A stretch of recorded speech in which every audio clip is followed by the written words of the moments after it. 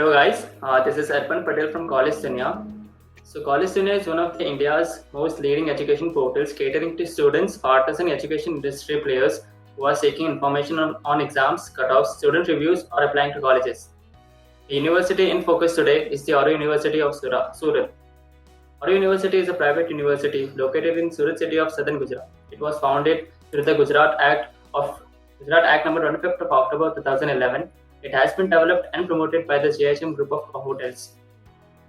The university provides numerous undergraduate and postgraduate executive programs in management, law, design, arts, and mass communication such as BPA, BJMC, MBA, LLM, etc. I'm here with Professor Dr. Rohit Singh, the Dean Academics from the Auro University. Good morning, sir. Hi, good morning, Arpan. So we are gathered here to exchange a few pointers on the current education scenario as well as how the Auro University is reaching out to the student community during these trying times. So moving on, sir, I would like to ask, how long have you been with Auro University? Okay, so Auro University was established in the year 2011, and I was one of the team members of the founding team, which has established this university. So exactly, this is the 10th year with Auro University. We started in 2011 with two schools: the School of Business, School of Hospitality. Now we have total of around 80 schools, and this is the 10th year for me and working with the university. Initially started as a professor, then promoted to associate dean, and now as a dean academics, taking care for the university. Wow, that's a very impressive track record, sir.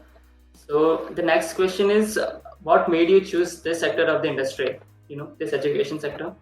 Okay, so as every student, has an aspiration to move into their defined career goal when they try to map their career aspirations to move ahead in their life.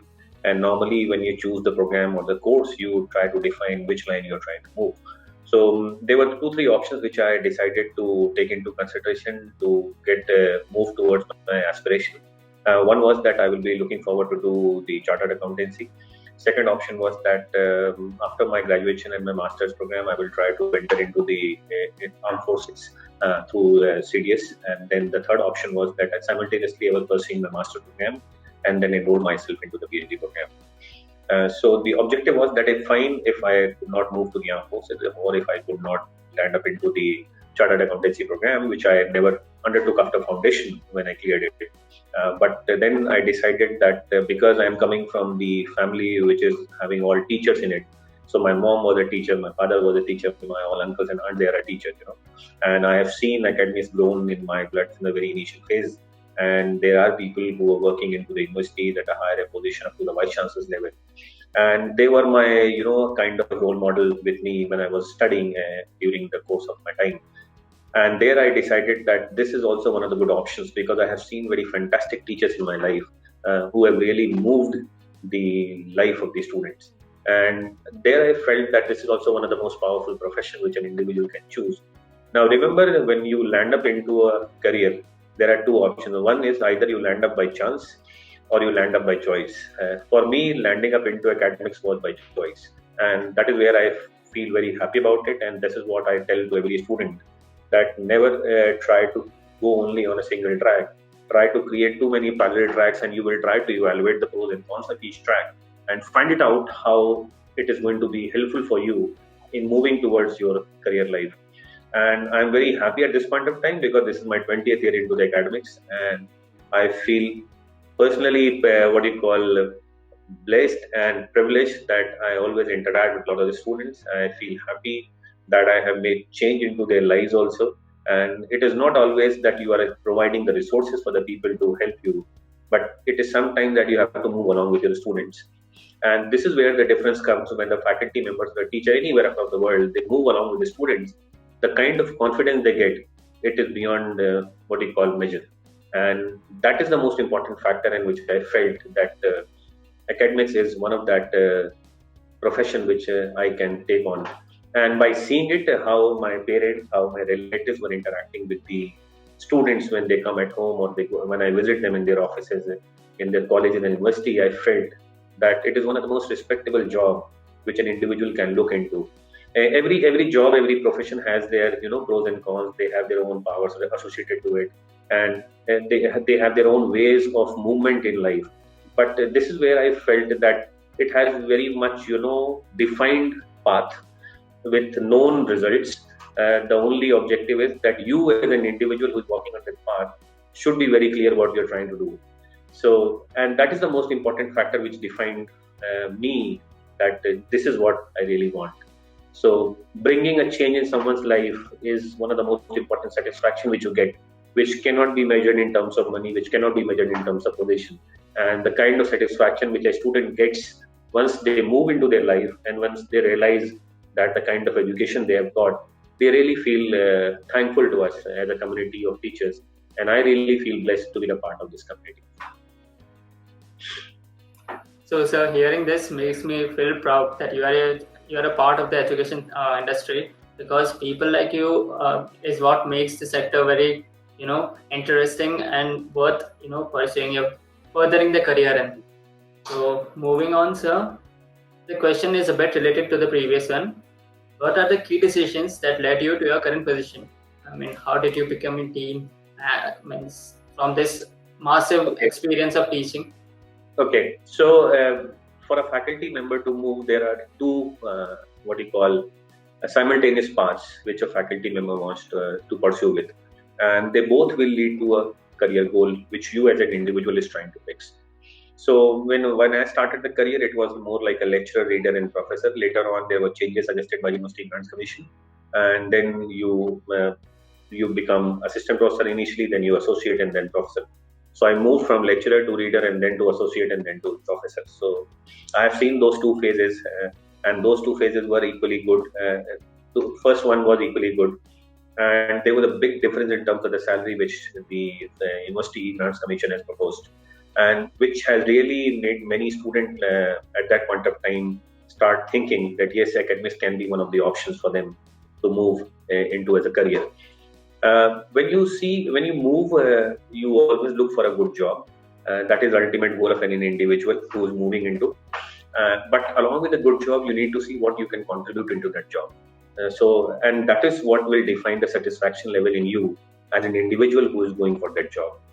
In academics, if you stand outside the classroom, it looks very easy, that anybody thinks they can teach, and that is a big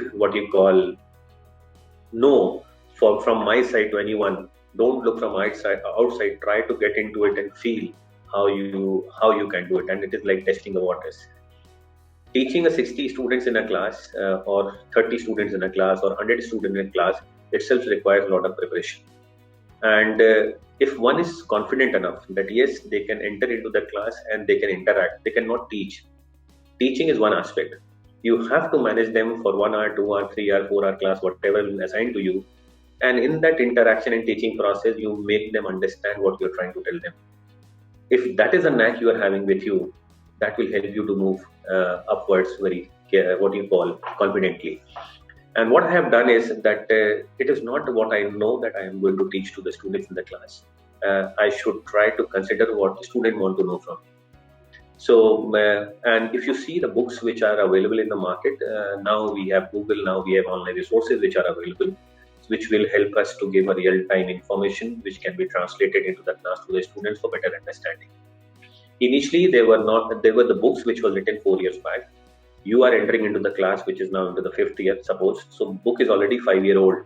So you are trying to translate what is written in the book which is already 5-year-old, and there must have been much improvements happened, which is not in the book. So if as a teacher you are entering into the class and you're trying to cover those gaps from the time when the book is written to the time when you're going to teach, there will be a lot of additions required. And for that addition, you need a good decent amount of homework to be done, so that a student really realize that currently what is happening in the economy, in the industry, in the outside world, that can be brought into the classroom teaching and learning. And if that is being done by the faculty members, believe me, that class becomes more interactive. And there the student realize that, okay, this is fine, this is what we need to understand and learn. And then you don't need to push them to be attentive, to be silent, to be engaging, because they automatically realize that this is something getting into the class which I really want to know. So a practical approach by an individual faculty member, more learner-centric, teaching process, more what you feel that they want to know rather what you know and you want to tell them. And fourth is you need to consult the student for sure that actually what they are interested into learning. If that is going to happen, that will make you feel confident that you are moving in the right track. And that progression is one towards pure academics. Once you move into your career, there are certain responsibilities which are assigned to you because of your position, because of experience, because of your, what you call quest to contribute towards the organization development. And your seniors, your management start looking for people who can also work with them to move not only in teaching and learning, but also towards the building of an organization or institution. And that additional responsibility comes with time, comes with effort, and also with your contribution, what you can make into it. So these two go parallelly. One is teaching, other is the academic administration. And my thought process is, in order to grow professionally, you have to go through what you want to grow into. And if you're going through that, you will learn a lot and you will automatically grow with it. So point is that a teacher should be focusing upon teaching learning. That is a very important point. But he should also be able to contribute in the academic administration of the institution, which will help him as an individual and the institution in its growth. And when both will grow, it is a mutual benefit. So it is the mutual benefit is coming in terms that the institution is growing, institution is also learning. Along with the institution, you are also growing and you are also learning. And individually, you are moving towards your professional goal. And as an organization, institution is moving toward their individual institutional goal and vision and mission which they have laid out. And if that is going to be happening for every individual, it is a win-win situation that both wins into that process of learning. So for me professionally, I always look towards that apart from teaching and learning, because the maximum load which a teacher can get is 16 hours, 20 hours. And if you see the span in a week, normally we work for 40 to 48 hours. So what you are going to do for the rest of the 28 hours, and there where you have to contribute in a constructive manner by engaging yourself into the organization development. And that is very important, because every individual is not having that interest to contribute towards the organization development, because they feel, no, my job is only teaching. I will teach, I will write research paper, I will do consultancy, that's it. But what I have personally seen, that is most important component for your individual professional goal. But at the same point of time, if you're contributing into the institutional growth, that is going to benefit both of them to a great level, which I personally feel. And that is the reason what I felt that in my personal and professional growth, that is also one of the important elements that I have always tried to move along the growth of the organization also. Because if the institution is not growing, what you are going to learn from it, what you are going to get from it. So that is very important for every faculty member to understand, that apart from teaching learning into the four walls of the classroom, you should contribute into the growth of the institution. And that is what I felt is the main reason for me to get at this position. Yes, so that was a very fine explanation, a very niche explanation from your side. Thank you. Moving on, I'll ask you about the students, new students. So how will you introduce your university to prospective students who will be applying this year? Okay, thank you, Arpan, for asking this question, because nowadays everybody is talking about the new national education policy. And in new national education policy, it has been said that focus should be on more by doing. And at our university, we are adopting the teaching approach and the teaching philosophy of Sri Aurobindo Ghosh and Mother from Pondicherry. And what we are doing is, we are not a religious institution. We are not teaching students what religion talks about. What we have brought that in a philosophy of teaching and learning. And it has three important components. And that you need to understand very clearly for the audience to understand. And that is what we are bringing into the classroom teaching learning process. So when we talk to the students, we tell these three principles. First one is, nothing can be taught. So if nothing can be taught, then what I am doing in the classroom? So I am becoming a facilitator, which is making students to learn. So I cannot teach Arpan, but Arpan can learn everything. How Arpan can learn? I as a teacher has to create that environment, has to bring those elements of learning, so that you become interested into that learning process. So number one approach, nothing can be taught, but everything can be learned. Second is, mind needs to be consulted into that teaching learning process. And when I say mind needs to be consulted, it is me as individual and it is you as a student should discuss what we want to learn in this process. But normally, if you see, it is only teacher who is coming and giving to the students. Students are never being discussed, talked, brought into the process that, okay, this is the objective of teaching process which we want to do. This is what we want to learn. Do you agree with it? And normally when we at Oro, we try to tell students, this is what we are learning, this is the assessment pattern, how comfortable you are. And there are times when the student suggests that, sir, this assessment is not going to help, can you change it? Or it is too time consuming, within 6 months we are not going to understand, we will take it for a year. So, but a student like you who is coming, who is from outside, we try to help them, that we bring a student into the process of teaching and learning. So mind needs to be cast. Third is from near to far. What we know, we move towards unknown. And then we will come back from that unknown to known and tell people that what is the experience we have and how you can learn more. So these are the three basic principles which we follow in this teaching and learning process at our university. And the most important component, normally at our university, we don't have 4, 5, 6 classes in a day. We only have 2 classes in a day. And each class is for 2 hours. And that 2 hours is divided into teaching, workshop, and seminars. And so in the morning, if I'm teaching marketing, in the afternoon, it is possibility I'm going to teach strategic marketing to the MBA batch. But all these 2 classes, they are going to be for 2 hours. Now, what is the objective of bringing that 2 hours into the class? Why not 6 papers in a day, like many universities are doing for 45 minutes? We do for 2 hours. And believe me, students are in the class, engaged, involved into the process of teaching learning, and they don't go out and just wait for the time for the break, And that is how what we bring that teaching element into the classroom. What is the objective is, we have a learning principle, we call it 20, 30, 50. And what is that 20, 30, 50 learning principle? A student can learn 20% of what they listen. A student can learn 30% of what they see. But the most learning happens when the student learn by doing. And what I told you, that my 2 hours of class is lecture, workshop, and seminar. So I teach normally for 45 minutes to 1 hour. And then in the pre-assigned case study, simulation, activities which we have already given to the students, then we discuss that in the next 1 hour. And then the student, whatever theory we have taught in the first hour, in the second hour, student is going to apply that theory into the case study, into the simulation which they are doing, into their workshop, into their lab, and understand that, okay, this is how it can be done. So we call it 20, 30, 50 principle, learning by listening, learning by seeing, and learning by doing. This new national education policy has now said that school, institutions, and universities should focus on learning by doing. This is what we are doing from 2011, from the day one when we have established the university. So this is the uniqueness of teaching learning process which we are giving to the student.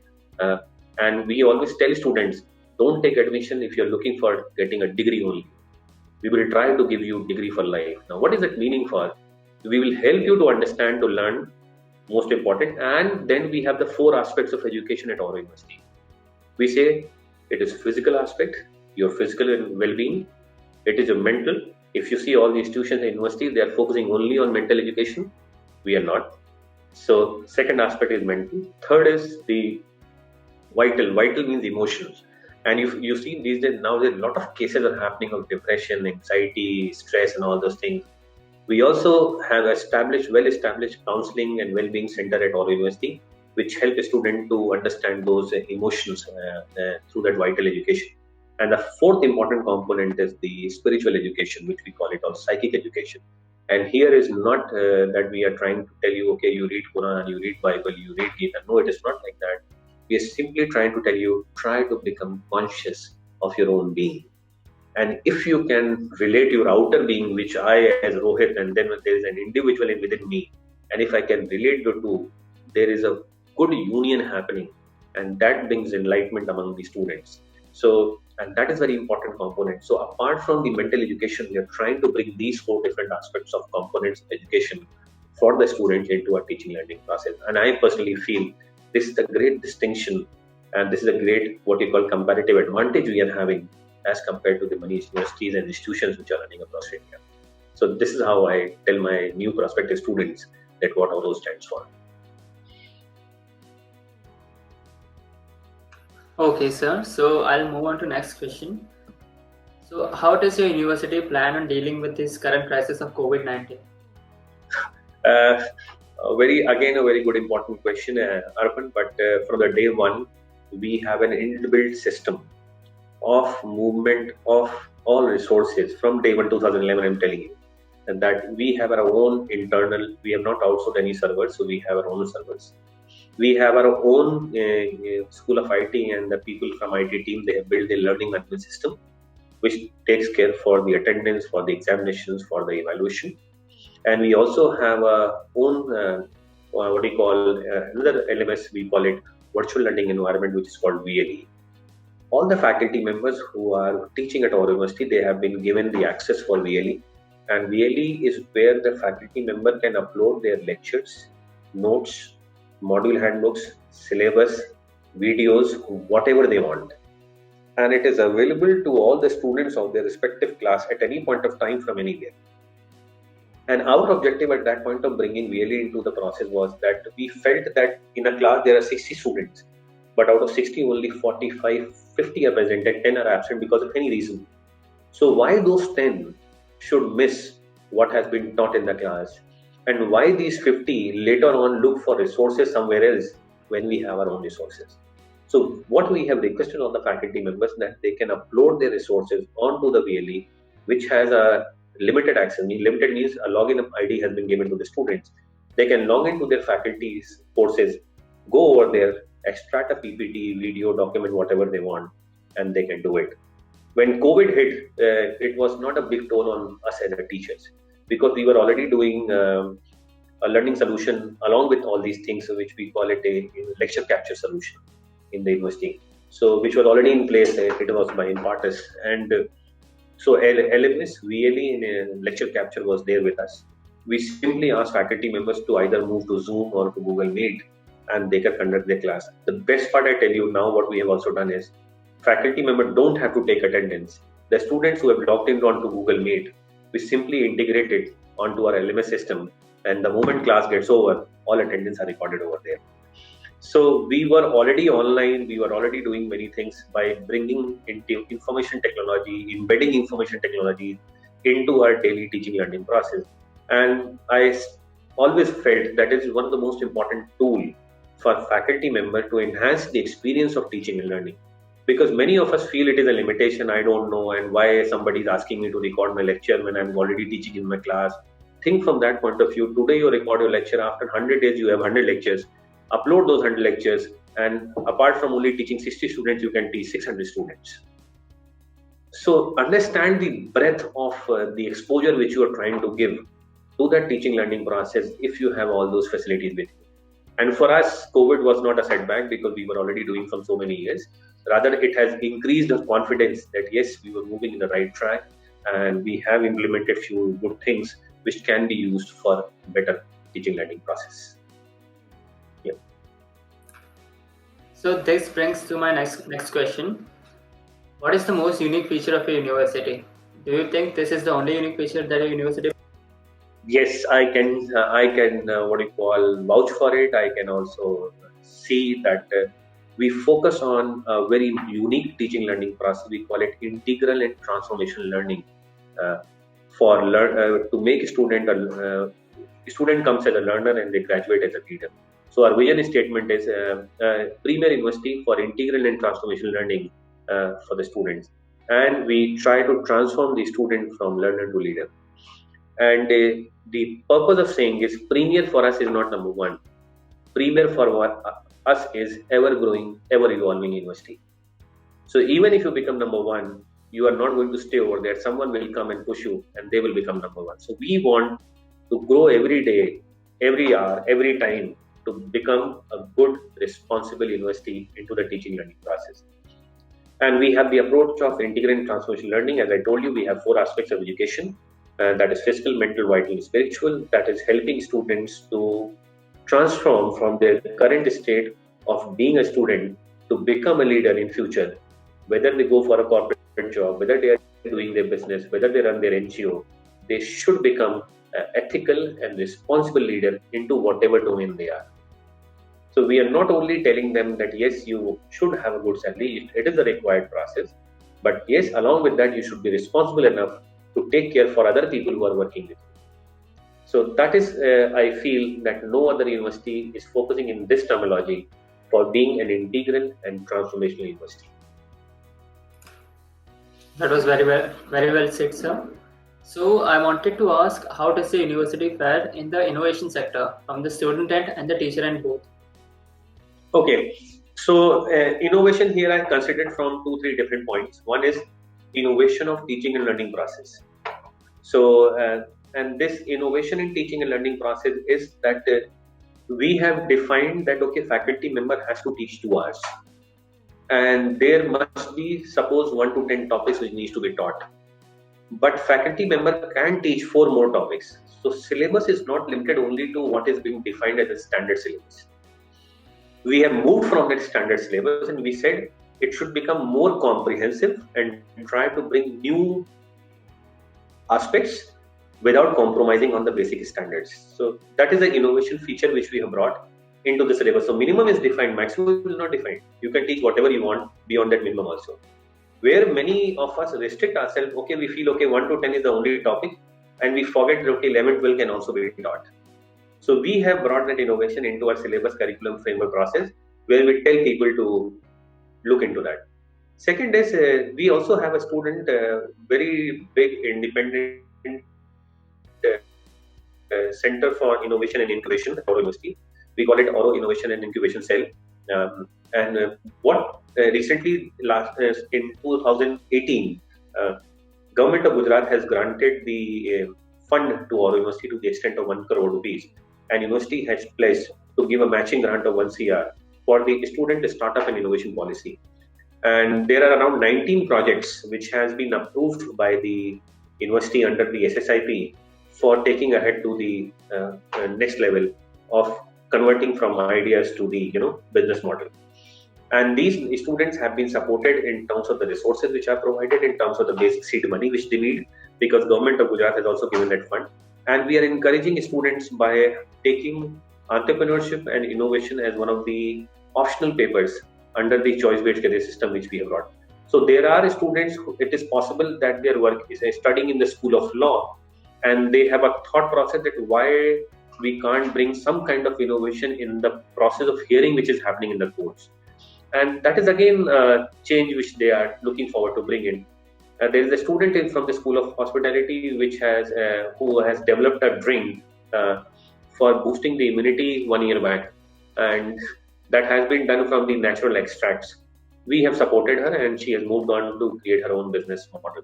And there are like 19 projects which have been approved, and there are a total of around 140 students who have been supported. And that is the data which is available last year. If I take it today alone, there may be more than 350 students who have been provided a support in terms of the innovation which is there. And we encourage students to participate into the hackathon which is happening across the country. And Oro University has already hosted 3 hackathons which is being supported by the Government of Gujarat.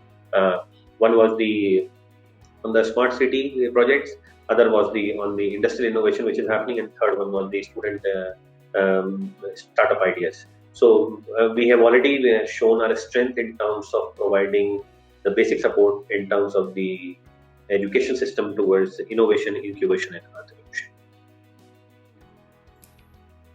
So, sir, what I wanted to ask is for international students. So, Yeah. Are there special reservations for the same, and what accommodations are there for international students? At Oro University, we don't bifurcate between the national and the international students. We treat them as same. But yes, international students, they have a different requirement in terms of their accommodation, their food habits, and their culture. So we respect that, and we thought we will not compromise with their own culture and the system and the process which they have been into. So we have a very good inbuilt the halls of residence, which we call it hostel, and they are being provided to the international student, which is separate, and their food and everything is being taken care by us.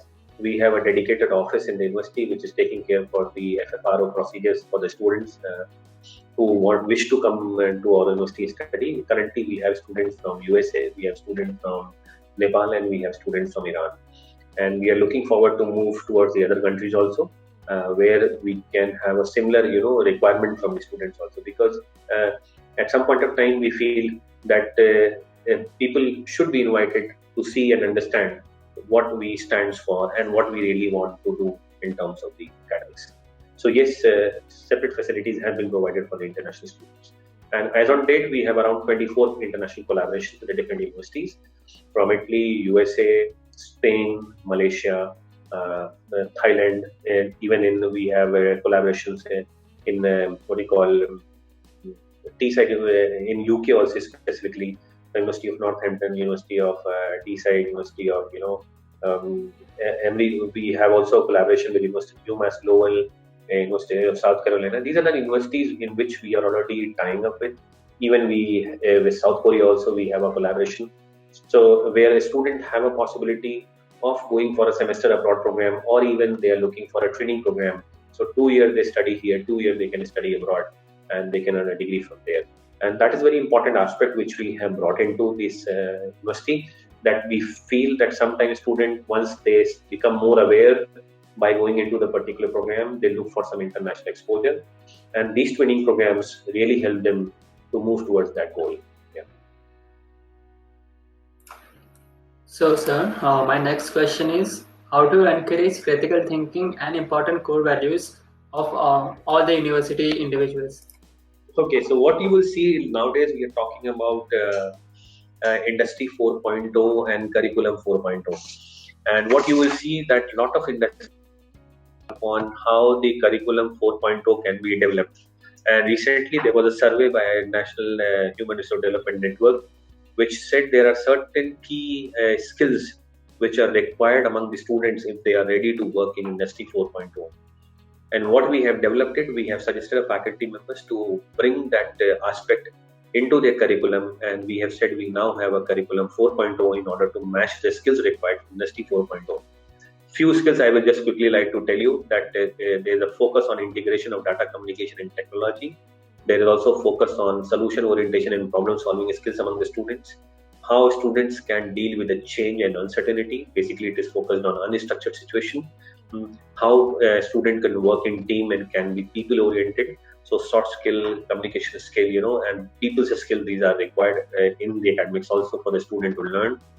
How we can enhance the innovation and creativity among the students, which is focusing upon the entrepreneurial orientation. At the same point of time, a student must be very much socially sensitive and focused upon cross-cultural orientation, because there is a possibility when you move in your career, you may be working in a team, and that team is comprised of people coming from 3-4 different continents.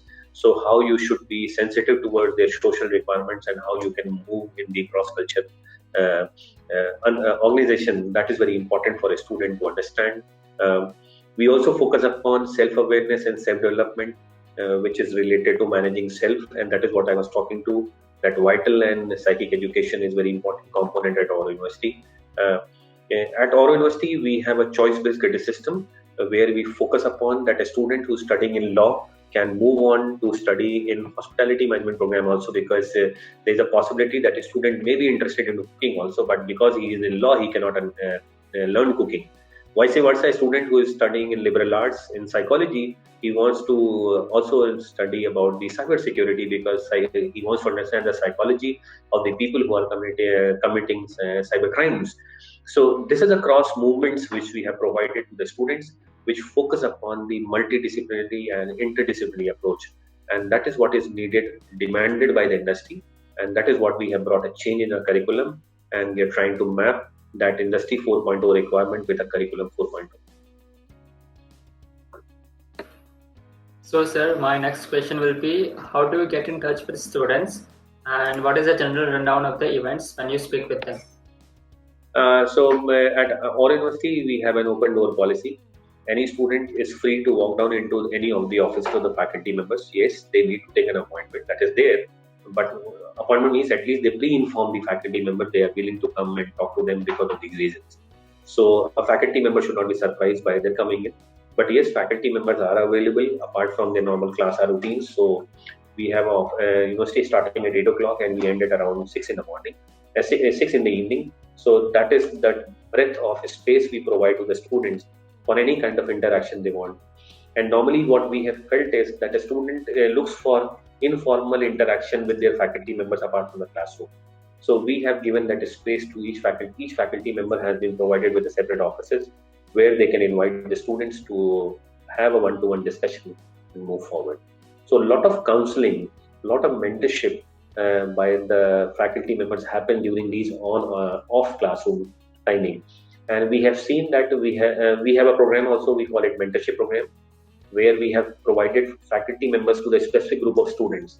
And those specific group of students, they can go to their faculty mentors and talk about whatever they want. And this from ranging from personal issues to relating to the professional issues even in the classroom.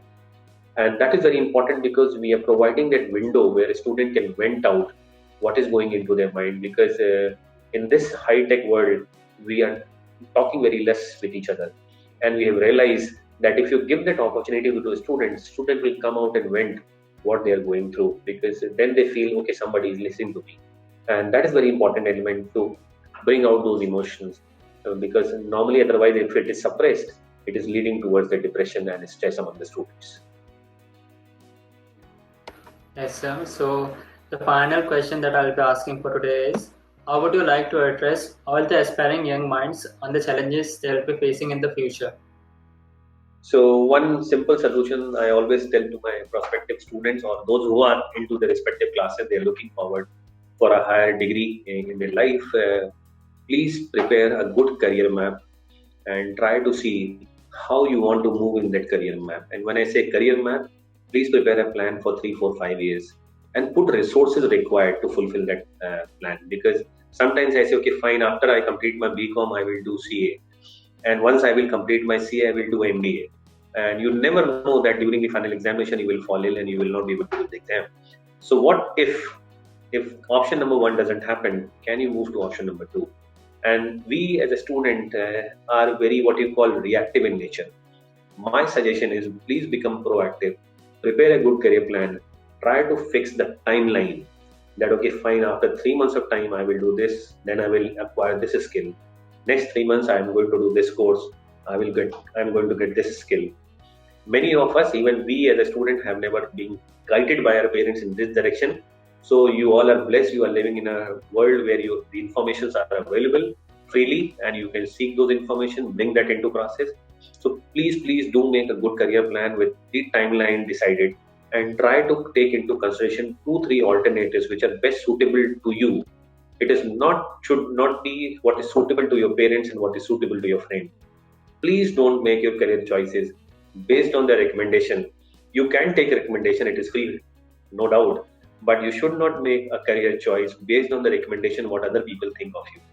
It is you who know best, because you cannot tell lie to your own self. So you know best where you stand at this point of time and where you want to. Please decide that and move ahead. Believe me, if you have a meticulous planning and you know what you want to do, nobody can stop you. There are so much of resources available. When I say resources, there are so much of scholarships available that even if you don't have funds, there is a possibility that you will land up in an institute. So don't get discouraged that, okay, this is what is required. Why should I prepare when I don't have? You may not have today. You never know, after 1 year down the line, you will have that. So please don't get disheartened. Prepare a good career map, fix a timeline, move accordingly, and I'm sure you will have success in your hands.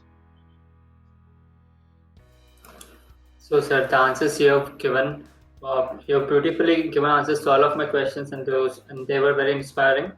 So, from what I gather, Auro University, is a very innovative university, a very unique university, which gives priority to student-professor interaction above everything else, and it also provides, a unique perspective to whatever they are trying to achieve in their life. So, sir, finally, do you want to add anything to this meeting? Just a simple one-liner, Arpan. We are trying to bring a difference in the life of a student. And it is not only for degrees, but yes, the education system at Auro University is trying to bring that element which is missing in most of the academic curriculums we have at the different institutions. And that is a difference which is being seen by the student, felt by the parents. and also being worked by the faculty member at the university. And I feel in the time to come, people will realize the importance and they will try to make the curriculum, make the teaching learning process more inclusive, where the student is never ignored, but they should become the part of that teaching learning process. So, sir, with this, I'll end this meeting. It was very nice talking to you, and thank you for your time. Thank you. It's a pleasure talking to you also.